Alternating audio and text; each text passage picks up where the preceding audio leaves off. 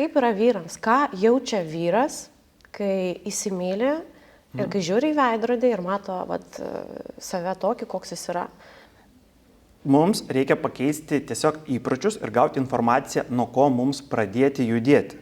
Nebūtinai reikia viską nubraukti, sugadinti savo visą tą gyvenimą, sugriauti, žinai, ir dabar aš keičiuosi. Reikia prie to, ką tu turi, pridėti daugiau kažkokių tai kitų užsiėmimų.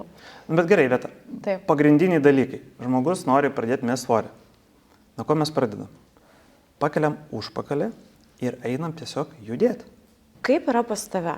Kaip tu įvertintum iš vis savo emocionalią lieknėjimo svorio, antsvorio pusę?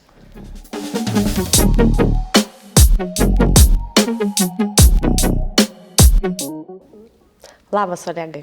Šiandien susitikom su tavim pakalbėti labai svarbia tema. Tema svorio, antsvorio, emocinės sveikatos. Aš manau, tai yra labai svarbi tema ir savo podcastų seriją noriu pradėti būtent nuo tavęs. Nes visų pirma, tu esi vyras ir visada įdomu, kas ten vyksta vyrų galvoj, vyrų širdį. Kosmosas. Kosmosas irgi, ne? Antras dalykas, tau pasisekė padaryti tai, kas daugumai žmonių atrodo neįmanoma. Ir būtent noriu tavęs išklausinėti, ištyrinėti, kaip tau tai pavyko. Noriu, kad tu savo pavyzdžių įkvėptum kitus žmonės, o galbūt perspėtum arba duotum gerą patarimą. Man asmeniškai svorio tema labai yra plati ir labai svarbi, nes kiekvienais metais vis daugiau žmonių su tuo susiduria ir atrodo, kad su kiekviena dieta pats lieknėjimas tampa vis sunkesnis ir žmogus tarsi papuola į kažkokią tai bedugnę, į situaciją, žinai, klampę, iš kurios negali išeiti. Ir aš žinau, nes tu man jau pasakojai už kadro, kad tavo istorija irgi nėra tokia paprasta, kad nebuvo taip, kad vieną dieną tau susišveitė, viskas pasikeitė ir viskas taip faina ir lengva. Tavo lieknėjimo istorija prasidėjo prieš daugelį metų iš tikrųjų. Realiai visą gyvenimą. Jo, realiai visą gyvenimą. Tai gali papasakot, nuo ko prasidėjo tavo istorija su svoriu, su dietomis, kaip iš vis pas tave viskas buvo? Visų pirma, Olegas, malonu, kas manęs nežino, mane labiau gal pažįsta iš motociklizmo pasaulio, iš šokių pasaulio Lietuvoje. Su svoriu realiai kovoju visą gyvenimą. Čia grinai, aš manau, galima pavadinti, tai buvo kova. Kai tu visą gyvenimą svorį priaugi, numeti. Pradžia buvo kaip gal ir pas daugelį, kai tu su mačiutė nuvažiuoji prie jūros. Ką daro mačiutės? Vargšas, kūdas, vaikas, reikia pavalgyti. Tai pavalgiau. Jo, o koks tu vaikas buvai, papasakok? Padauža, neramus. O svoris? Kada tavo svoris pradėjo augti? Manau, kokia 2-3 klasė. Čia grinai mačiutės tokia dėka buvo, jo blineliai prie jūros, paskui grįžau, mama net pažino. Na tai, manau, normalu. Olegai, tai kokius įpročius išsinešė iš namų? Ir ar tie įpročiai iš vaikystės įtakoja dabar kaip suaugusio gyvenimo? Aš manau, dalinai tikrai įtakoja, nes aš turėjau puikų pavyzdį tėtį. Mano tėtis yra Lietuvos kudo karatė sporto federacijos prezidentas. Aš puikiai mačiau, kai tėtis atsikeldavo ryte, iš lovos iškrisdavo ir darydavo atsispaudimus. Ir tikrai mityba ta buvo geras pavyzdys. Tikrai geras pavyzdys ir aš mačiau. Taip pat jis galėdavo nupirkti kilogramą zefyrų ir kartu su mama valgyti tuo pačiu. Taip. Tai tie pavyzdžiai buvo ir geri, ir nelabai geri. Aš manau, buvo toksai balansas gal labiau visko. Bet kaip taisyklingai maitintis, aš mačiau. Bet svoris vis tiek auga. Kaip manai, kodėl? Nes maistas yra skanu. Taip. Tikrai yra daug žmonių, kurie visiškai nestovi ant svarstyklių, nestoja, nežiūri svorį, jie valgo viską iš eilės, jiem neauga svoris. Jeigu tu esi normalus žmogus ir tu maitiniesi paprastai, normaliai, jeigu sudegini 3000 kalorijų ir suvalgai 3000, tau svoris nei auga, nei krenta. Jeigu tu persivalgai, mėgaujies tiesiog elementariausiai maistu. Tai kažkoks stresas, tai darbas, tai mokslai, tu pradedi imti tas geras, lengvas, pigias emocijas kažkokias iš maisto. Ir žinok, va čia norėčiau labai paklausti tavęs, paimti kaip pavyzdį, nes yra tokia nuomonė, kad moteris yra labiau emocionalios ir dėl to joms labiau yra būdingas emocinis valgymas. O vyrai yra šaltesni, labiau santūrūs, dėl to tarsi neturi problemų su emociniu valgymu. Kaip yra pas tave? Kaip tu įvertintum iš vis savo emocionalią lieknėjimo, svorio, antsvorio pusę? Žinok, mano aplinkoje aš negaliu skirstyti, kad moteris daugiau valgo dėl emocijų. Mano aplinkoje tikrai yra draugų, pažįstamų, kur tiesiog mato mane kaip pavyzdį dabar. Sakau, tai gal hebrytę pradedam, startuojam? Sako, ne, sako, mes dar nepasiruošę. Ir man buvo žmonės, kai kurie parašė, sako, nuo ko pradėti? Sako, gyvenimas atrodo griuvo, bet man parašė vyrai. Ir kam 40 gal metų, dar vyresni, ir sako, nuo ko pradėti, matom tave kaip pavyzdį, tave pažįstam, su tavim su motociklais važinėjom. Ir atrodo, tu subrendė. Jo, dideli, tokie, ne kažkokie normalūs vyrai. Ir jie tikrai supranta, kad tas viršsvoris yra problema. Bet kaip manai, visgi vyrai irgi turi problemų su emociniu valgymu? Taip. Vyrai turi tų emocijų, nes manoma, kad moteris tiesiog jų turi perteklių, žinai, visokiausiai PMS-ai, ten hormonų svyravimai ir mes tipo daugiau nieko nedarom, tik tai užvalgom visą tai. Vyrams kaip yra šita dalis? Aš manau, taip pat turi. Tiesiog vyrai gal nenori pripažinti. Jo, tai reiškia, vyrai irgi žmonės, ne? Taip, tikrai taip.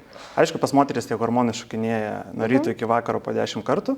Bet vyrai irgi. Taip, nes pas vyrus emocijos, įpročiai, jeigu tu iš kažkur negauni gerų emocijų, mėgautis gyvenimu, tu būni pavargęs. Žmona gal atsibodo. Kažkiek, aišku, čia gal priebi pasakiau. Heiteriai, įsijunkit. Tu grįžti, aš tiesiog sakau kaip pavyzdžiui. Jo, tai yra gyvenimas, normalus. Vyras eina į darbą, darbas nelabai patinka, šeimą reikia išlaikyti. Sako, aš gal į garažą nuvažiuosiu, pabūsiu po darbo, grįžta vakare ką veikti. Nu tai kebabas, čipsai, filmas. Ir tam ir baigėsi. Man tai yra panašu, žinai, į pabėgimą. Maistas, valgymas tampa dažnai tokiu pabėgimo strategija. Pabėgimo strategija nuo to gyvenimo, kuris tau nepatinka, nuo to, ko nenori keisti, arba tiesiog nuo savo emocijų. Ir man atrodo kartais, kad vyrams galbūt netgi yra sunkiau. Nes moteris gali pavert, kažkur nueiti, yra daugybė visokiausių erdvių, visokiausių, žinai, ten, nežinau, seminarų, moteriškų ratų, kur mes galim išsiverti, pasidalinti tom emocijom ir bent jau kažkaip jas kompensuoti. O vyrai, kurie net neturi kartais ryšio su savo tą emocinę dalimi, kurie nepripažįsta tų emocijų, kenčia, man atrodo, labiau. Tik tai, kad galbūt ne visi vyrai nueina į emocinį valgymą, kiti pabėga į alkoholį, į rūkymą, į azartinius žaidimus. Arba viskas kartu buvo. Arba viskas kartu. Tai man atrodo labai svarbu apie tai irgi yra pakalbėti, atskleisti šitą. Mano vyrai labiau užsidarę yra, nes visiems yra kas įskiepita. Jeigu tu esi vyras, tai tu turi būti vyras, tave... Neverk. Nesiskus. Taip, ir ten nuo mažens kaip auklė. Taigi tu vyras. Taip. Ir jeigu man dabar susipažįsti su kažkokia mergina, sako, ką tu čia, taigi tu vyras. Sakau, esu toks, koks esu. Norėsiu verkti, verksiu, norėsiu rėkti, rėksiu. Bet tai irgi neatsirado iš karto. Ne. Papasakok savo kelią jau tokį, apie vaikystę truputį papasakoja, ne, kas vyko po to. Kada tu pirmą kartą suvokiai arba pajutai, kad atrodai kažkaip ne taip? Kokia tai buvo situacija, kai pirmą kartą suvokiai? Visą paauglystę aš realiai sportavau. Tai faktas, kad tėtis yra sportininkas, tu pastoviai sportuoji. Aš nebuvau labai apkūnus. Aš turėjau to viršsvorio kažkiek tais, bet labiausiai turėjau per pirmą, antrą kursą universitete. Tai man buvo 19-20 metų. Tikrai jau priaugau svorio, gal pasiekiau 108 gal kilogramus. Ir sekantis etapas buvo, pas mane koja lūžo. Susnieglintė, prisiplojau, taip sakant. Ir 7 mėnesius negalėjau vaikščioti. Taip. Tiksliau, galėjau vaikščioti su ramentais. Apribotas buvai. Taip, tuos 7 mėnesius kažkaip man teko vis tiek gyventi ir žvejoti. Aš visada aktyvus buvau, nesvarbu, ramentai, neramentai. Bet tada vienintelis buvo dalykas, iš kur paimti emocijų, tai yra maistas. Nes ką veikti? Pas tave koja lūžus, pas tave 2 mėnesiai gipsas, tu niekur negali, kaip ir nuo ryto vakarą negali nei pasportuoti, nei į baseiną nueiti. Supratau. Ir tada aš pasiekiau 118. Gerai, bet papasakok apie tą akimirką, pirmą kartą tavo gyvenimą, kai tu supratai, kad blogai atrodai, aš nežinau, blogai jautiesi savo kūne, kaip pas tave buvo, gali papasakot, nes aš tokią, pavyzdžiui, savo akimirką turiu, kai aš supratau pirmą kartą, nes žinai, kai mes būnam vaikai, mes augam, mes kartais apie tai nesusimastom, tiesiog augam ir augam, kažkas vyksta mūsų gyvenime ir vyksta. Ir mano gyvenime buvo tokia akimirka, kai tiesiog mokykla, 8-9 klasė, Ir tuomet tais laikais slaugytoja pakvietė visas mergaitės, pakvietė visas mergaitės į savo kabinetą ir mes turėjom pasisverti visos prie visų. Ir tada aš atsekiau, kad gražios lieknas mergaitės sveria tiek, nes turėjau kažkokiu, vis tiek įsivaizdavimą, šita draugė man atrodo gražiai simpatiška. Ir tada sužinojau garsiai pirmą kartą, kiek aš sveriu. Ir tą akimirką sužinojau, kiek aš turėčiau sverti, kiek turi sverti gražios lieknos moteris.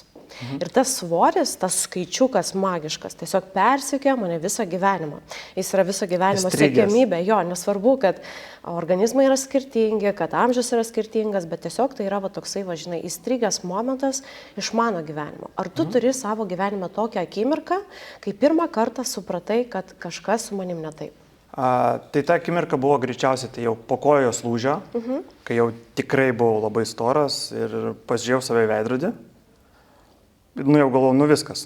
Bet aš tik pradėjau vaikščioti, aš iš karto šokau į baseiną, aš jau su moterim į vandens aerobiką, vienas vyras tarp 30 moterų.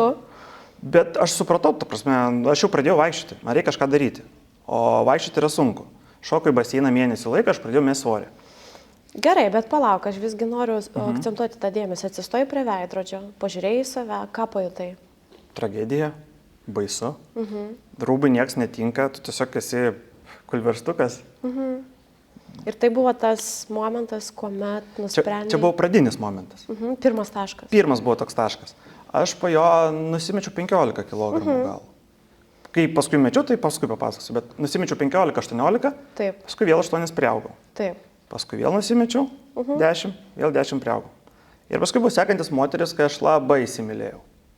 Mano gyvenime atsiranda labai pasakiškai graži mergina. Aš galiu pasakyti, buvo viena iš gyvenimo mano meilių. Taip. Ir aš buvau tikrai storas. Kaip į mane jinai žiūrėjo, aš nežinau.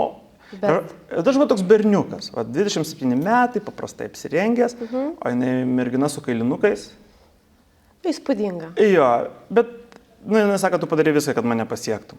Ir aš tada supratau, arba aš dabar metu svorį greitai, arba kažkas gali čia atsitikti.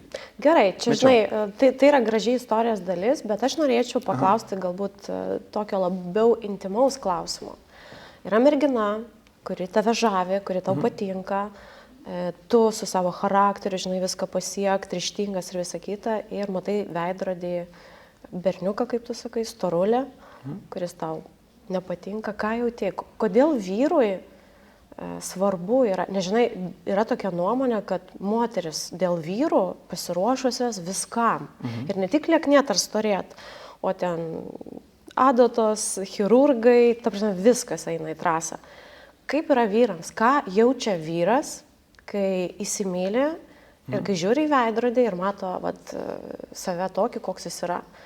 Nes dažnai, man atrodo, vyrai kompensuoja tai, pavyzdžiui, kitais dalykais. Dovanom, nežinau, pinigais, kelionėm, įspūdžiais.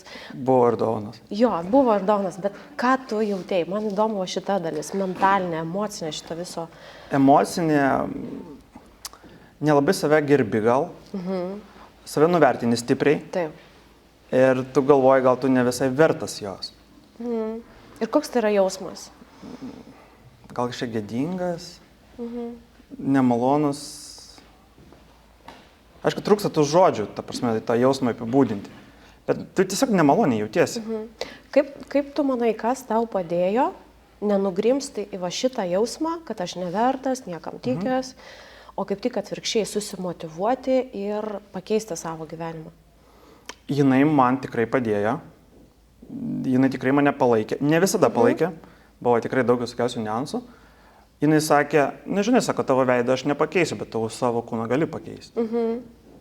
Tai judėjau. Tikrai, aš prie jos numečiau irgi 15, gal 17 kg, kurie paskui vėl grįžo beje. Tai papasakok, kaip manai, kas gyvenime įtakojo tai, kad tavo svoris visą laiką sviravo? Kas aš tai? Per griežtai, per valią darydavau. Viskas būdavo nuo pirmadienio.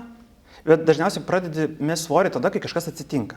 Aš suprantu, gal moterim, kai tu arba įsiskiria, arba kažkas gyvenime atsitinka, kai tu nori kažką pradėti keisti, tai nuo pirmadienio griežtai. Tai grikiai, ryžiai, krūtinėlę, laikomės. Visiems skiepyta, kas yra dieta, sporto klubas ir šeštadienį čidėjai. Nu, nes čia reikia, kad ten balansus atstatyti visus. Taip. Tai žiūrėk, ar gerai aš suprantu, kad tu atsistoji prieš veidrodį, tavyje negatyvios emocijos, tokia neapykanta savo, ir iš to pasidarai variklį, Taip. bet varai griežtai, nes yra neapykanta. Prievartauji save. Jo, tiesiog prievarta savo, kuri po to visada, kaip baigdavosi. Vėl pradedi valgyti, nes tu nekiti kitų dalykų. Tau nepatinka darbas, tavo aplinka ne ta, kuri tave kelia labai stipriai viršų. Nekalbu apie kažkokius kitus aspektus, aš kalbu būtent apie sportą, mitybą ir taip toliau.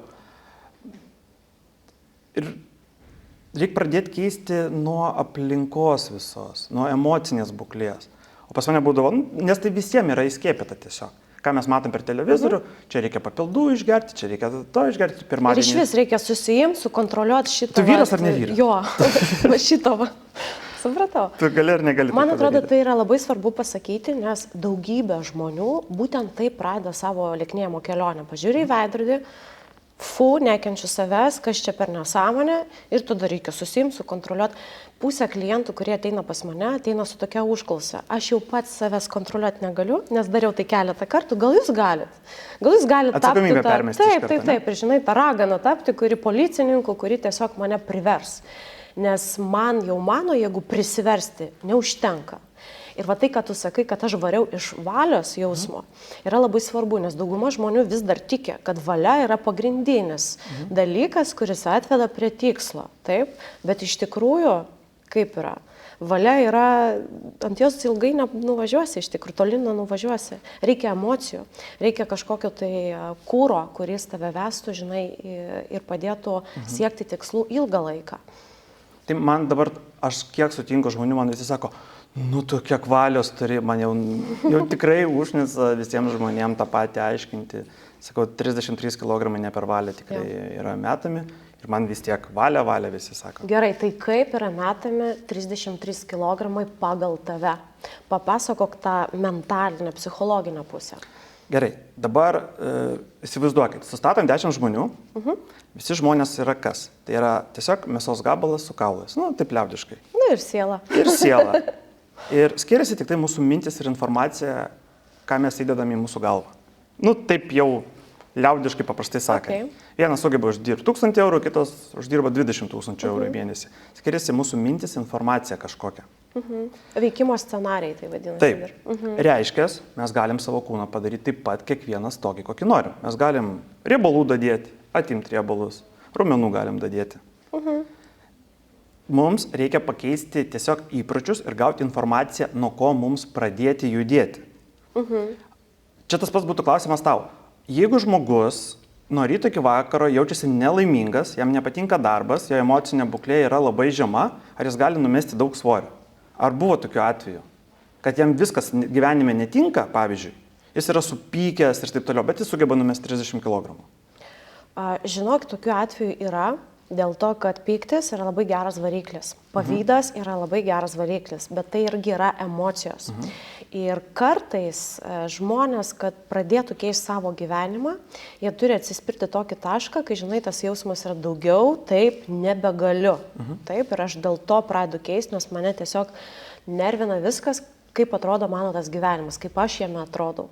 Tai kartais kai kuriems žmonėms tikrai reikia tokio šalto dušo, reikia to pykčio, pavydo, kuris padėtų startuoti. Taip. Ir čia irgi yra tokia, žinai, labai įdomi tema, nes jeigu žmogus savo pykčio ir pavydo nepripažįsta, tai jis jį slopins. Slopins kaip? Dažniausiai maistu. Ir jeigu aš jį pripažįstu, jeigu aš leidžiu jam, žinai, išeiti ir varau ant šitų emocijų, tada aš galiu pasiekti daugybę rezultatų savo gyvenime. Ir ne tik su lieknėjimu susijusiu, su pinigais, kažkokiais finansais, karjera ir taip toliau. Dėl to aš visgi dar pakartosiu savo klausimą. Tavo kelionė buvo skirtinga. Tu priaugdavai, sulieknėdavai, ten buvo vienokios emocijos, kitokios, darydavai tai per valią, per emocijas. Va tais visais svorio svyravimo momentais, kai buvo labai sunku, kokią strategiją pasirinkdavai, kad išlaikyti savo mentalinę sveikatą aukštesniam lygmenį? Ar turi kažkokių tai patarimų, kaip va tais visais svyravimo momentais amerikietiškais kalniukais, žinai, nuvažiuoti ramiau. Kaip save subalansuoti, kaip palaikyti save. Gal turi kažkokią strategiją, kuri tau padėjo tavo tais visais išgyvenimais? Mano strategija buvo viena iš tų, aš žinau, kas yra flow būsena gyvenime. Flow būsena yra, mes įsirašom pagrindinis aspektas, kas mus džiugina per dieną. Tai yra pakylėta būsena. Taip. Nu, pavyzdžiui, įsirašom meilę, pinigai, ten, nežinau, nu, vat, kažkas va tokio, va, į tą pusę. Nu, pavyzdžiui, jeigu aš prabėgu per dieną ten kilometrą, tai reikia prabėgti kilometrą ir 100 metrų. Jeigu uždirbu 100 eurų, tai uždirbti 100 eurų ir 10 eurų. Taip. Truputį daugiau. Biški daugiau, negu tu sugebi padaryti. Tai emociškai tave išveda į pakylėtą būseną. Taip. Jeigu iš kažkokių 7 aspektų, nu, tai veikia mūsų smegenys. 6 bus pliuse, o 1 bus, nu, pavyzdžiui, pinigai gerai, jo, meilė gerai, bet aš prisivalgiau, vis tiek pavalgiau šiandien. Tai va tas negatyvas, jis labai smukdo į apačią. Dėl to reikia labai prižiūrėti visus aspektus. Bet pagrindas buvo mūsų emocijas gerasias keliam į viršų. Viskas, kas man nepatinka, aš tiesiog išsirašiau, apie tai pagalvojau. Darbas netinka, keičiam. Ką aš galiu padaryti, kad pakeis darbą? Taip. Aplinka. Man nepatinka tas žmogus. Kur aš tą žmogų galiu sutikti? Viskas, man tų žmonių nereikia. Braukiam. Taip. Tai negatyvės emocijas į apačią, pozityvės emocijas keliam į viršų. Kai turi daug gerų emocijų, tada jau gali nekovoti, gali dirbti su įpročiais. Nes kai tu tiesiog nepatenkinas gyvenimu, keisti įpročius yra tikrai sunku. Taip, iš tikrųjų, tai yra labai sunkiai užduotis, kai aš neturiu tarsi vidinio resurso, aš neturiu tų degalų, o verčiu save kažkur eiti labai toli ir labai stipriai. Tai čia labai yra geras patarimas, visų pirma, pasirūpinti savo emociniais resursais, surasti tuos dalykus, kurie mane džiugina, kurie duoda man laimės jausmą, ramybės jausmą ir eliminuoti tuos dalykus, kurie man trukdo. Tai ir buvo tavo strategija, ne? Jo, ta prasme, kai jau dabar pasiekiau tos 33 kg, kad numečiau, tai čia buvo viena iš tokių pagrindinių. Ta strategija prasidėjo, nu, manau, prieš 1,5 metų. Realiai aš numečiau tą visą, virš 20 kg aš numečiau per 4-5 mėnesius, taip paėmus. Jau labai greitai, nes jau tiesiog supratau. Bet va, tuos metus 1,5 aš tiesiog tvarkiausi. Tai yra labai svarbu paminėti, kad pats svoris, tas, žinai, rezultatas veidrodėje, jisai pasimatė per keletą mėnesių, bet tavo metamorfozė, tas lieknėjimas, tikrasis mąstymo pokyčiai prasidėjo prieš metus, prieš 1,5 metų, kai tu tarsi ruošėsi, kaupėsi, rinkai patirtį, įgūdžius visokiausius, rinkai tą resursą ir tada... Realiai 10 metų, nu, taip paėmus, realiai 10 metų. Jo, bet ir tada, žinai, pradėjai jau keisti tos paskutinius, žinai, lašiukus, pokyčiai įvyko tikrieji, kurie pasimatė veidrodį. Ir čia labai svarbu, man atrodo, pasakyti apie tai žmonėm, nes dauguma buksuoja dėl to, kad nuo pirmadienio metu, žinai, savaitę kažką ten padaro be resurso, be žinių, be įgūdžių, be kantrybės, be tokios švelnios disciplinos, be meilės savo ir vėl nukrenta. Ir kai tu sulieknėjai rašai, kad aš per tiek mėnesių sulieknėjau tiek kilogramų, tai prieš tai buvo dar didžiulis kelias ir darbas praeitas, darbas su savimi. Tas buvo labai stiprus darbas, tiek emociškai, tiek fiziškai. Kokios savybės tavyje pasikeitė? Kas pasikeitė galbūt, kaip pasikeitė tavo požiūris į gyvenimą, į save šitam gyvenime, kai tu sulieknėjai? Norisi lėkti, bėgti, daryti. Kaip aš sakau, jeigu kažkas ateina pas tave dėl svorio, pas tave žmonės ne dėl svorio. Nu, realiai ateina kaip dėl svorio, bet pas žmogų keisis visas gyvenimas. Taip. Aš nesivaizduoju, kaip įmanoma 30 kg mesti, kad nepasikeistų gyvenimas. Tai keisis darbas, manau, požiūris į žmonės, ribos. Visiškai mąstysena pilnai pasikeičia. Tai kas pas tave pasikeitė? Vat kai tu sulieknėjai, kas pas tave gyvenime pasikeitė? Energija. Ir emocinė būklė tiesiog atsikeli ryte su šypsena. Tu tiesiog laimingas jautiesi, nes tu pasieki tos rezultatus, kai negalėjai 10 metų pasiekti. Ir aš aplamai turėjau visada tikrai daug energijos, man visada reikėdavo kažkur bėgti, daryti, bet dabar atrodo dar daugiau. Dabar norisi uždirbinėti pinigų daugiau. Jau dabar bandau į kitas sferas, jau žiūrėti tą savo energiją pakreipti, nes čia buvo energija, sportuojam, varom, darom, man tai patinka, bet aš mėgavausi. Aš neėjau į sporto salę pradžiai. Čia va tik žmonės irgi pagalvoja, nes visiems atrodo, pirmadienis treneris sporto salė. Ne, jokių sporto salė. Ar čia galėčiau čia, žinai, pridurti, kad nebūtinai reikia pradėti iškart nuo to idealaus plano, kad aš įvedu idealią mitybą, idealiai įvedu visų papildų vartojimą, į salę einu 3 kartais su treneriu, 2 kartai. Aš taip darydavau. Bet tai irgi yra didžiulė apkrova psichikai ir kartais įterpti tai į savo gyvenimą yra pakankamai sudėtinga ir būtent dėl to žmonės pasiduoda, nes yra dar kiti visi, žinai, gyvenimo aspektai - šeima, atsakomybės, darbai, kažkokie finansiniai reikalai, vaikai. Ir tu dar apkrauni save, žinai, visiškai pakeitęs va šitas aspektą valgymo, įpročių, sporto ir taip toliau. Kartais žmonės negali iškart padaryti visko ir tai irgi yra ok.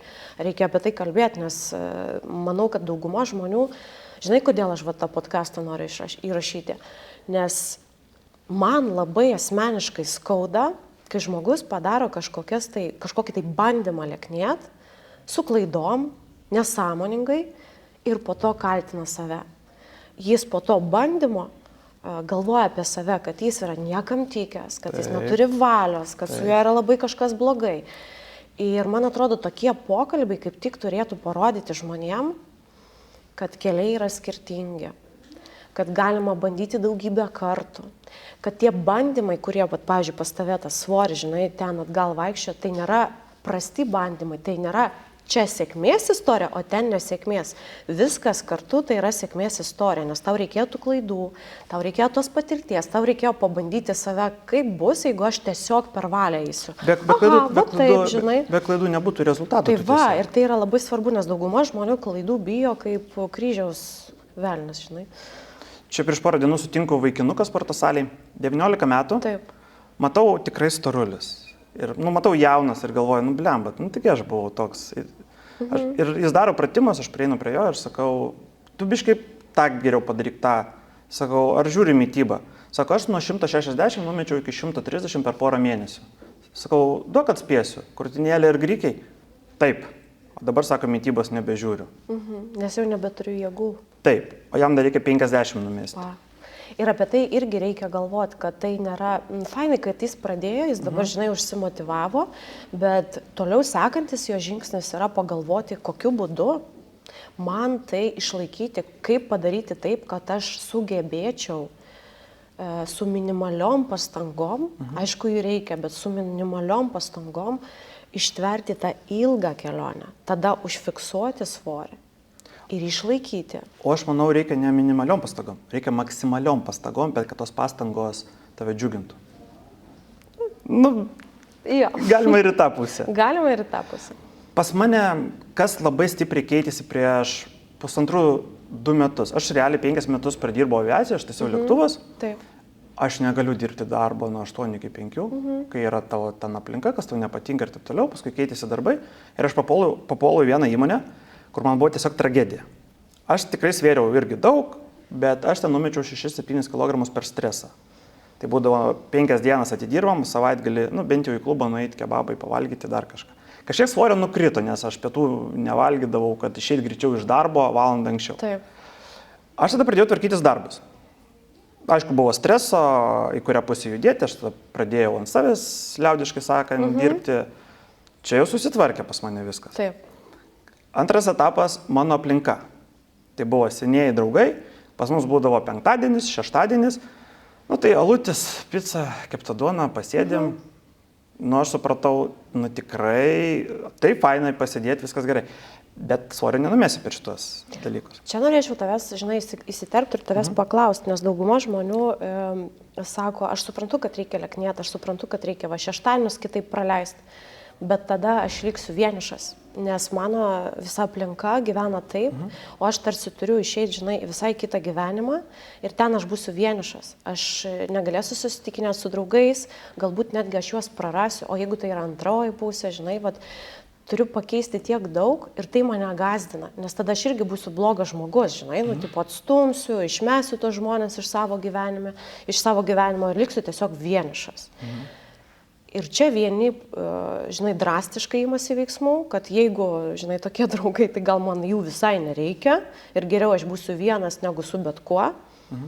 Bet po to irgi skausmą, žinai, jaučia vis tiek, nes skauda išsiskirti su senais draugais, su sena aplinka, kartais tai yra šeima, mūsų artimiausi žmonės. Taip, su kuriais tu ten 15 metų bendrauji. Taip, sutinku. Tai kaip buvo tavo atveju? Ar kai atėjo ta akimirka, kai tu supranti, kad jeigu aš toliau leisiu laiką su savo artimaisiais, taip, tai aš nesulieknėsiu ir man tarsi reikia gelbėtis, bet tai yra mano artimi žmonės, jie man svarbus jų palaikymas ir taip toliau. Kaip tu šitoj situacijoje iš vis jauteisi ir kas vyko tavo galvoje? Tie draugai, tai jie realiai niekur nedingo. Aišku, pasikeitė gal tie susitikimai mūsų, nes vis tiek pa žmonės šeimos, vaikai, žmonos ir taip toliau. Aš puikiai galiu su jais susitikti, pabūti, bet aš jau kartais renkuosi. Ar man tą penktadienį praleisti prie stalo? Aš taip pat esu su jais susitikęs, bet aš važiavau su salotom. Jo. Man nereikia sėdėti, gerti alų, kad man būtų linksma. Bet labai stipriai mano aplinka pakeitė mano šokį. Tai tu pakeitei aplinką visą. Tu susiradai. Aš dadėjau naują, papildomai aplinkos, nes mano aplinka buvo, tai yra šaika su motociklais važinėjau, su kažko aš važiuoju žvejoti ir buvo seni draugai. Taip. Ir iš tų, kas kiek sportavo, jau buvo mažai žmonių. Ir aš tiesiog nuvažiuoju su Sąmoningumo festivalį, susipažįstu su mergina. O aš norėjau šokti visą gyvenimą. Bet kaip tu šoksi storulis? O tavo tėtis sportininkas, tai arba tu mušiesi, arba mušiesi. Nu, realiai mano sportas, koks galėjo būti. Taip. Tai va, tai aš norėjau pašokti, tikrai. Bet aš gėdėjaus gal. Tu vis dėlto esi suaugęs. Kiek tau buvo metų, kai pradėjai šokti? 32. Ir koks buvo svoris? 111. Aha. Kokios buvo mintis? Aš kaip berniukas nuėjau tenais. Tu toks, o tai čia... Nieko nemoku, ne? Blogai atrodau. Blogai atrodau. Blogai judu. Taip, buvau visiškai medinis, bet man padėjo ekstatiniai šokiai, bet ten buvo labai saugi aplinka. Tai žiūrėk, aš noriu visgi, žinai, tu taip pasakai, žinai, taip gražiai, bet noriu pabrėžti ir galbūt iš tavo istorijos tokį kitiem parodyti labai svarbų aspektą. Kad nebūtinai reikia viską nubraukti, sugadinti savo visą tą gyvenimą, sugriauti, žinai, ir dabar aš keičiuosi. Reikia prie to, ką tu turi, pridėti daugiau kažkokių tai kitų užsiėmimų. Ir aš tai vadinu klientams, sakau, papildyti savo gyvenimą kitais malonumais, nes maistas tai yra malonumas, tai yra gerai. Nereikia vaidinti, kad taip nėra, nes tai irgi yra apgaulė. Bet kai mes į savo gyvenimą akcentuojam tik tai maistą, kad tai yra vienintelis mano malonumas, tai gyvenimas tikrai tampa labai priklausomas nuo maisto. Todėl tai, kad tu padarai tarsi pasąmoningai, kad, žinai, ten į festivalį nuvažiuoju, naujų draugų susirandu, naujų žmonių, su kuriais galiu pakalbėti, pradedu šokti, dar vieną kompaniją, tai tu savo gyvenimą papildei naujais įspūdžiais, naujom emocijom, naujais žmonėmis, skirtingais, kurie galbūt mąsto kitaip, daro kitaip ir tavo gyvenimas tapo skanesnis, jis tapo tiesiog labiau spalvingas. Ir irgi tai yra labai įdomus, žinai, tas mes taip ir sakom, žinai, arba aš skaniai valgau, arba mano gyvenimas skanus, jis yra sodrus, jame pilna skonių, kvapų ir įspūdžių. Ir tai yra labai geras patarimas, kurio kartais žmonės, jis yra toks akivaizdus, bet žmonės primiktinai priešinasi ir nieko nenori įvesti savo gyvenimo naujo. Jie tarsi, žinai, nori likti senam gyvenime ir visiškai pasikeisti. Ir tai yra kartais neįmanoma. Taip, jie nieko nenoriu keisti, bet nori pakeisti viską. O tai gal tau nereikia tada keistis? O kam? Nes, svoris, tai čia faktas, tu turėsi viską keisti. Čia nebus, kad aš tik numėsiu kilogramus ir gyvensiu tą seną gyvenimą, nebus taip. Tai turi būti komplektas. Tai va ir gavosi, darbą susitvarkiau, aišku, ten stresas, bet man tas stresas yra malonus. Aš kaip vyras, man patinka biškai iššūkiai čia. Jo, iššūkiai pasinervuoti, kažkur tas man gerai, man patinka tas. Nauja aplinka. Tu atsidarai jų Facebookus, viena mitybos specialistė, kita sportuoja, kita sporto trenerė, kitas tenisą žaidžia, kitas su pačiūžom ir tu taip žiūri, o taip... Oho, koks įdomus gyvenimas. Ir visi gerai atrodo. Ir to prasme, vaikinukai... Ir visi smagiai gyvena, aš sakyčiau, va taip. O tu tik teliką žiūri. Aš veikdavau kažką, tikrai veikdavau, nebūtų toks, bet tu matai, kad čia ir sportas, jie gali ir išgerti, ir patūsinti, ir mes galim šokti. Ir aš tiesiog patenku į tokią mane įmetą aplinką, o aš tai storulis čia. Tai aš dar tuos metus laiko šokau, viskas buvo gerai. Po biški tas svoris, tai biškai numetu, tai priaugau, bet aš jau mėgavausi to gyvenimo. Darbai gerai, šokiai gerai, jau tas emocinė būklė nuo ryto iki vakaro, jinai jau yra gera.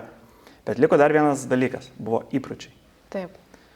Ir nes įprotis nuo pirmadienio dietai, jinai nebuvo niekur dingusi dar. Ir aš tada supratau, kad svorį reikia mesti per malonumą. Nes tam laikotarpį reikės pragyventi, dabar realiai pragyvenau pusę metų. Taip, o reikia taip visą gyvenimą. Taip. Tai arba žmogus sugeba pakeisti visą mąstymą. Sako, tu kim valgyti yra skanu. Sakau, bet tu įsivaizduoji, aš grįžtu vakarė, sakau, aš tai nenoriu valgyti. Kaip tu nenori valgyti? Nes turiu ką veikti. Turiu ką veikti ir organizmui nereikia to tiek maisto, nereikia to cukraus. Anksčiau aš galėdavau dėžutę paukščių pieno suvalgyti easy. O dabar galiu suvalgyti 2 saldainius ir man blogą daro. Man užtenka, nes organizmas... Jo. Tai per pusę metų susiformavo įpročiai. Realiai per 3-4 mėnesius galiu pasakyti, susiformavo įpročiai, kad nereiktų maisto. Aš tiesiog kaifuoju nuo lengvo alkio jausmo, nuo rezultatų pastovių kažkokių tokių. Ir kai mes šnekame apie valią, aš manau, valios ir motyvacijos reikia pirmai savaitei. Startui. Tas toks. Degiklis toks. Kad, aš visiems žmonėms rekomenduoju, pabandykite savo mesti tą iššūkį. Čia tas pats, kai esu iš vieno žmogaus išgirdęs. Kiek iš jūsų išdrįstų pragyventi 1 mėnesį ant maksimumo, pagal visas savo galimybės? Taigi, sako, 99% išsigastų. Tau sakytų, pragyvenk dabar ant maksimumo. Tai greičiausiai kuprinė ir skrendu kažkur tais. Bet, darbas, ten visi reikalai ant maksimumo. Tai aš lapkritį mėnesį aš tai pragyvenau ant sporto. Aš jau buvau numetęs iki 100 kg, tai jau minus 18. Taip. Galvoju, dabar einam iki 90. Ir aš lapkritį padariau, bet aš taip kaifavau nuo šokį ten po 6 treniruotės, sporto salę po 4 treniruotės, vakare plus vaikščiot ir tie kilogramai tirpsta ir savaime atrodo. Ir ta tavo visa aplinka sako, kaip, kas, ir tas palaikymas, man labai daug davė tas palaikymas visų žmonių. Iš tikrųjų, tu labai daug kalbėjai apie energiją ir jeigu žiūrėti iš psichosomatinės pusės, ir įsivaizduojate tą riebalų ląstelę, tai dauguma žmonių įsivaizduoja, kad, tai yra mano ląstelės, tiesiog jinai visa, žinai, kai sako, aš esu riebus, aš esu storas, bet iš tikrųjų ta riebalų ląstelė yra tokia kaip visos kitos, bet turi kišenę, į kurią jinai sutalpina tokį, gelį, kurį mes matome ant savęs vadinam riebalais. Ir labai įdomu, kad jeigu pažiūrėti iš kitos pusės, kas tai yra ten viduje, kas tai yra tie riebalai, tie papildomi kilogramai. Tai yra energijos sankaupos. Tai, ko tu neišnaudoji, su maistu gavai per daug, gyvenime neišnaudoji ir dedi, į sankaupas, į kažkokį tai sandėliuką. Tai reiškia iš esmės, žmogus, kuris turi antsvarį, kuris turi papildomų kilogramų, jis turi rezervą, didžiulį potencialą energijos, kurį gali panaudoti savo gyvenime. Ir labai dažnai, kai su klientais mes narpliojam šitas temas, tai ir išaiškėja, kad žmonės bijo gyventi ant 100%, bijo gyventi savo gyvenimo, bijo išvis išdrįsti prabilti apie savo poreikius, apie savo norus. Dėl to, kad jeigu jie tai pradės daryti, tai jiems atrodo, kad sugrius visas gyvenimas. Ten tėvai bus nepatenkinti, galbūt reikės darbą pakeisti, o čiagi visiška tragedija. Šeimas iš komforto zonos. Taip. Ten galbūt santykius reikės pakeisti, galbūt dar kažką padaryti. Ir dėl to mes kartais tarsi tą kaupiam, atidedam. Ir jeigu galvoti iš psichosomatinės pusės, tai riebalai labai dažnai yra tiesiog jūsų potencialas. Ir kai jūs žiūrite veidrodį ir matot, koks aš storas, ir kaip aš savęs nekenčiu, tai reikia pagalvoti, koks aš storas. Dabar galiu, pakeisti savo gyvenimą, nes turiu energijos. Badu nemirsiu, tikrai galiu varyti, turiu degalų. Šitas yra labai geras. Badu nemirsiu. Taip. Ir tu visą laiką, viso šio podcasto metu pasakoji apie tai, kad tiek energijos padėjau, tiek energijos aš tiek galiu, nes tarsi atsiveria ta, Pandoros skrynia, ir sprogimas, eksplaužin. Darom. Ir aš labai norėčiau, man labai norisi, kad žmonės tai išgirstų, kad pamatytų, kad įsikvėptų ne pavyzdžiais, kad, fainai, kad pilvas plokščias, ar kad ten šlaunis mažesnė, O būtent... Aš pilvo dar turiu. Jo, bet nu ir kas? Jis dar niekur Gyvenimas nedingo. užtat koks, žinai. Jis dar niekur Gyvenimas nedingo. užtat koks, žinai. Bet aš žiūriu save į veidrodį, taip, aš turiu pilvą, aš suprantu, kad jo jau nebebus, kelio atgal nėra. Aš tiesiog kaifuoju tą kiekvieną dieną, bet man jau patinka rezultatai, ką aš sugebėjau dabar pasiekti. Tai vat, aš labai linkėčiau, aš labai norėčiau, kad žmonės, kurie mus žiūri, galvotų dabar ne apie tai, kokios čia mitybos, kokios dietos čia pasiimti, žinai, pasidaryti, o būtent galvotų apie tai, kaip aš galiu paįvairinti, papildyti savo gyvenimą, ką aš dar galiu padaryti, kad tiesiog įdomiau gyvenčiau, kad man būtų fainai dėl to, kad aš gimiau. Aš manau, matai, mes svorį labai sureikšminam. Mes tiesiog, atrodo, kažkokie dalykai yra gyvenime, o svoris tai yra kažkur labai aukštai. Taip, ir labai sunkus dalykas, ir nuo jo viskas priklauso. Taip, ir atrodo, svoris pasikeis ir viskas, aš čia karalium tapsiu. Ne. Tu tiesiog mes gyvenam dėl gerų emocijų. Mes einam, nežinau, į baseiną, į džakuzį, pailsėti, pasidinti. Ir dėl patirčių. Taip, ir dėl patirčių, faktas. Ne visada maloniau. Taip, tikrai ne visada maloniau. Bet reikia tiesiog sumastyti, ar tu iš viso tas svoris trukdo. Gal tau jis netrukdo, gal tu tiesiog atras kažkokias naujas patirtis, naujas emocijos, bet jeigu tu supranti, kad tau svoris taip pat trukdo, tai tiesiog paimam ir keičiam. Tiesiog gyvenimą visą keičiam. Tai ir yra, ta prasme, žmonėms sunku yra tai išvelgti, būtent dėl to, kad dauguma moterų, man įdomu, kaip vyrai gal tu atsakys iš savo prizmės, vertina save pagal svorį. Vertina save pagal dydį, pagal kilogramus. Ir labai dažnai tai yra kas antra klientė, maždaug jeigu aš esu liekna, tai aš turiu teisę. Nežinau, gražiai atrodyti, nupirkti, į kelionę išvažiuoti. Taip, nes būsiu ten liekna, o jeigu neliekna, tai dar, kad čia aš tokią brangią kelionę pirksiu. Turiu teisę, pavyzdžiui, turėti santykius, turiu teisę mėgautis ten malonumais kokiais nors. Ir atrodo, kad visas mano gyvenimas priklauso nuo mano svorio. Aš save vertinu visus savo pasiekimus tik tai per svorio prizmę. Taip? Ar tau taip irgi buvo? Taip, visiškai, 100%. Tu savęs nemyli. O kodėl aš savo galiu leisti tą ir tą? Kodėl manai dabar pas kosmetologę? Tai aš vis tiek storas, kai gražesnis nebūsiu. Niekas nepadės. Ar tu 120 ar 110 ir tu toks pat esi storas? Taip, aš visiškai su tavim sutinku ir aš taip pat save mačiau. Dediesi kažkokius geresnius rūbus, jie tau tiesiog netinka. Jo. Tai rengiesi, kad maždaug kažkas tau tiktų. Pasislėp tiesiog. Jo. Ir taip pat būdavo mano kūno kalba, kai tu kažkur atsisėdi. Juk reikia tą pilvą uždengti. Kaip liekniau atrodė. Jo, reikia tą pilvą uždengti. Jo. Ir žiūrėk, tu bendrauji su žmonėm, pavyzdžiui, ne? Ir vietoj to, kad bendraut, kad tai tikrąjį kontaktą, tu visą laiką galvoji, kaip pasislėpti, kaip kad padaryti, kad nematytų. Taip. Tai visada būdavo. Taip. Tai yra labai svarbu. Žiūrėk, paskutinis klausimas. Kaip pasikeitė tavo savigarba ir savivertė, kai sulieknėjai? Ir iš vis ar yra pas tavęs skirtumas tarp savivertės ir savigarbos?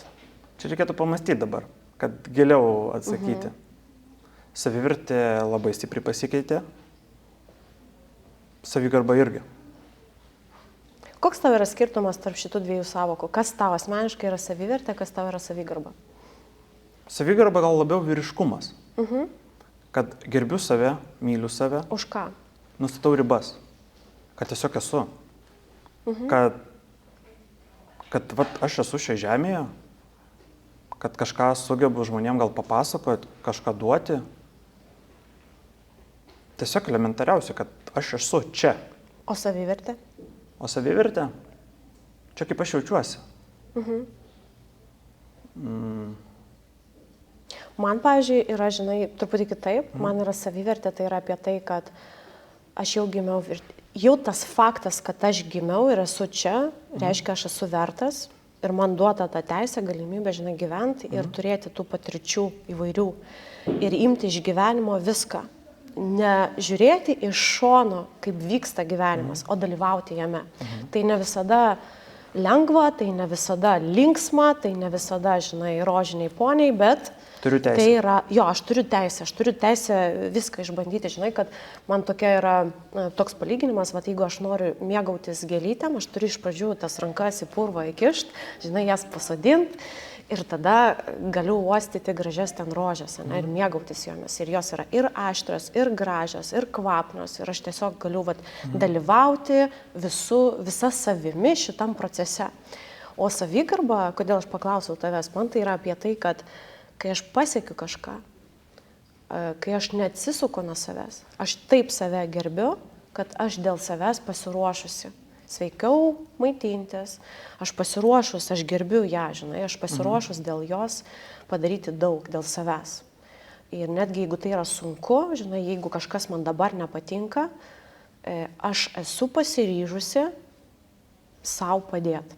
Surasti žmonių, surasti pagalbos, surasti įvairių būdų, duoti savo laiko, kiek reikia. Man tai yra apie tai.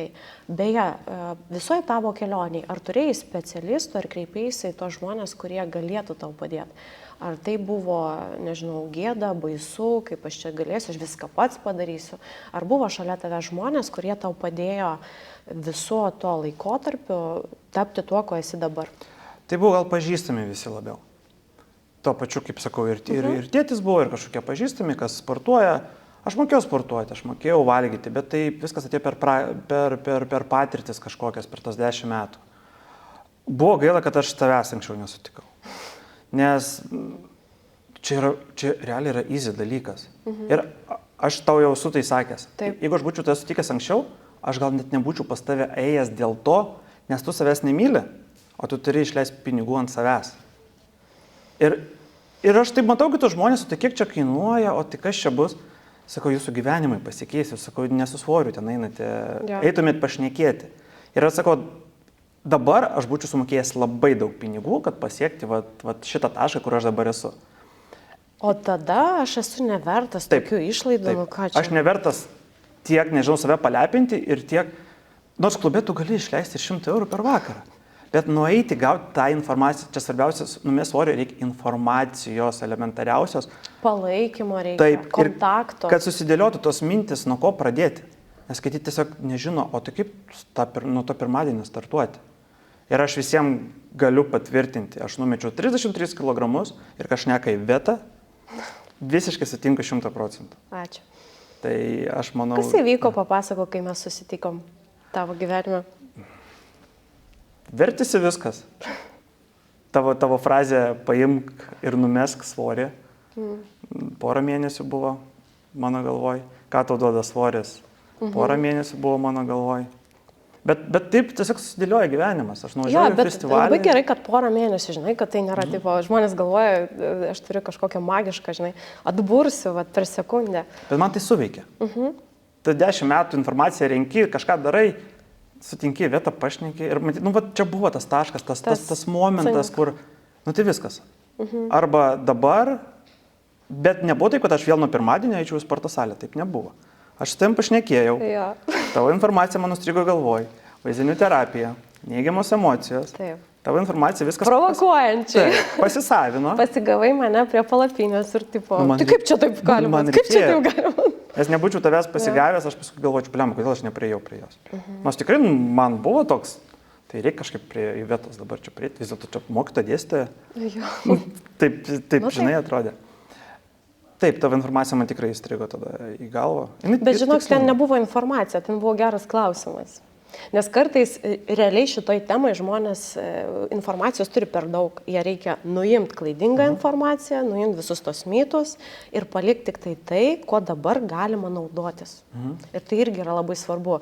Nes dauguma žmonių padaro tą pirmą žingsnį tokį sakralinį, kad, žinai, renka informaciją, mokosi kursai, specialistai ir tarsi yra visą gyvenimą tam etape, kai mes tiesiog ruošiamės.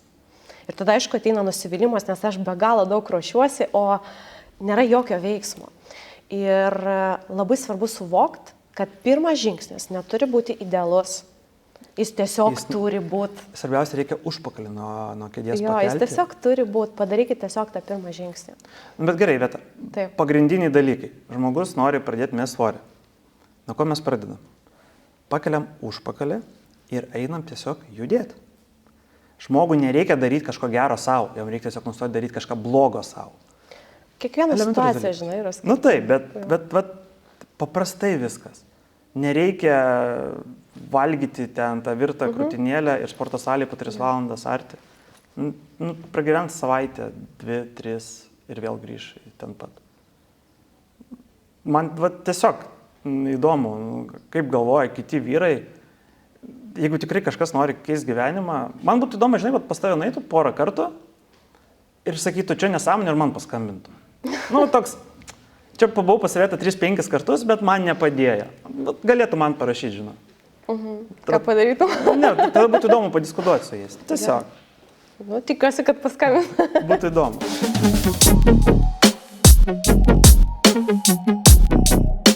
Thank you.